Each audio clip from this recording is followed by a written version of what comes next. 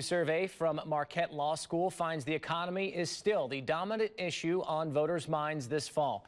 The survey was released this morning and finds that 40% of registered voters nationwide list the economy as the most important issue. That's nearly 3 times as much as any other issue.